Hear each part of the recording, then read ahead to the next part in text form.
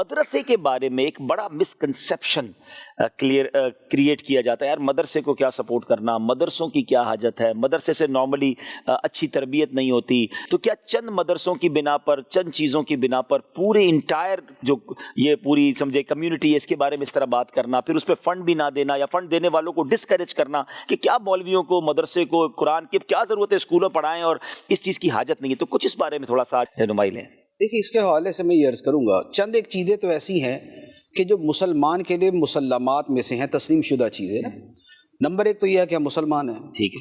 Number دو یہ ہے کہ اسلام ساری دنیا کے لیے ہے، ٹھیک ہے۔ نمبر تین اسلام قیامت تک کے لیے ہے، نمبر چار لوگوں تک دین پہنچانا یہ مسلمانوں کی ذمہ داری ہے، نمبر پانچ مسجدیں آباد ہونا، نمازوں کا سلسلہ قائم ہونا یہ ہمارا کام ہے، نمبر 6 زمانے کے اعتبار سے قرآن و حدیث کی تشریحات ہوتے رہنا یہ ہماری ذمہ داری ہے، ٹھیک ہے نا۔ یہ وہ ہے کہ جس سے شاید کسی بھی درجے کا مسلمان انکار نہیں کرے گا، کوئی یہ نہیں کہہ سکتا کہ نہیں یار بس دین ہی چھوڑ دو، وہ ایسا بولے گا تو پھر تو وہ اپنا راستہ ہی اس نے جدا کر لیا نا۔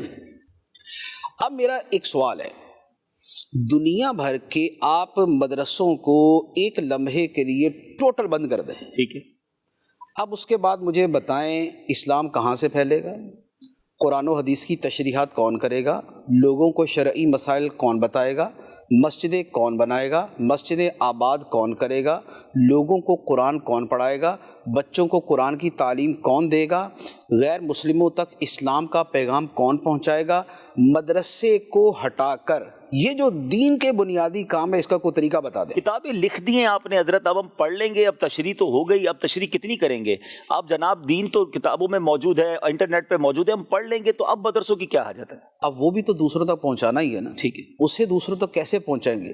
کیا ساری دنیا کتابیں پڑھتی ہے؟ پاکستان میں پڑھنے والے کتنے آپ بتا دیں ذرا، یعنی آپ اگر اس کا اندازہ لگائیں کہ پاکستان میں پڑھنے والوں کی تعداد کیا ہے، تو ہمارے ہاں ایک کتاب 1000 چھپتی ہے اور بیچاری پڑھی رہتی ہے، دکھتے ہی نہیں ہے۔ لوگوں تک 22 کروڑ لوگ پہنچتا ہے، لوگوں تک جو دین پہنچتا ہے اس میں جو کتاب کا حصہ ہے نا وہ تقریباً 5% سے زیادہ نہیں ہے، صحیح فرماتے۔ باقی جو لوگوں تک دین پہنچتا ہے وہ تقریر کے ذریعے، وہ مسجد کے ذریعے، وہ مدرسے کے ذریعے، وہ علماء کے ذریعے، وہ علماء کی صحبت تبلیغ کے ذریعے، وہ انہی ذرائع سے پہنچتا ہے، اور ان سب کی جو بنیاد ہے وہ مدرسہ ہے۔ آپ کو حافظ ملیں گے، عالم ملیں گے، کیا یونیورسٹی سے مفسر پیدا ہوں گے؟ کیا یونیورسٹی سے امام پیدا ہوں گے؟ کیا یونیورسٹی سے جو ہے وہ محدث پیدا ہوں گے؟ کیا فقہا پیدا ہوں گے؟ کیا مفتی پیدا ہوں گے؟ کیا شارحین پیدا ہوں گے؟ نہیں ہوں گے۔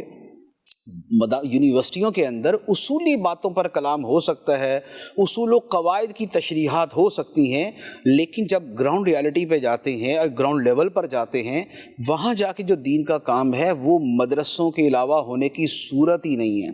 کراچی کے اندر جتنی مسجدیں بنی ہیں، کراچی کی جتنی مسجدیں 7-8 ہزار مسجدیں ہیں، ان ساری کی ساری مسجدوں کا ایک سروے کر لیں، صرف ایک شہر کا، ان میں کتنی مسجدیں ہیں کہ جو مدرسوں کے لنک سے ہٹ کر بنائی گئی، ان میں کتنی مسجدیں ہیں کہ جن کے امام مدرسے سے رابطے والے نہیں ہیں، وہ مدرسے ہی سے آنے والے، ایسا ہی ہے۔ تو آپ کی جو مسجدیں آباد ہیں، آپ کا جو نمازیں چل رہی ہیں، آپ کے جو بچے قرآن پڑھ رہے ہیں، آپ کے گھروں کے اندر جو قرآن کی تعلیم جاری ہے، وہ آل ٹو آل مدرسوں کی وجہ سے ہے۔ ایسا ہی ہے۔ مدرسے کو ایک سائیڈ میں کر کے یہ کہنا کہ دین کا نظام چل جائے گا، اس کی صورت ہی کوئی نہیں، اچھا، اس کی صورت ہی کوئی نہیں۔ تو چند نیگیٹو خبروں کی بنا پر جو ہے وہ اس طرح کی بات کرنا، نیگیٹو تو جو ہے نا وہ میں اس کی کیا تشریحات عرض کروں، ورنہ یونیورسٹی کے آئے دن کیسز آتے رہتے ہیں، کالجز کے آتے رہتے ہیں، سکولز کے آتے رہتے ہیں، ہاسپٹلز کے آتے رہتے ہیں، کہاں کے نہیں آتے، کہاں کے نہیں آتے۔ مجھے تو پورے جملے یاد ہیں کہ کیسز کے، وکٹمز کے، لیکن لازمی بات ہے بتا نہیں سکتے۔ تو بہرحال اخبار کا کرائم والا صفحہ پڑھ لے تو اس پہ لسٹ آ جاتی ہے کہ کہاں کتنے کرائم ہو رہے ہیں نا، اسے پتہ چل جاتا ہے کہاں پر زیادہ یہ چیزیں چل رہی ہیں۔ استغفر اللہ۔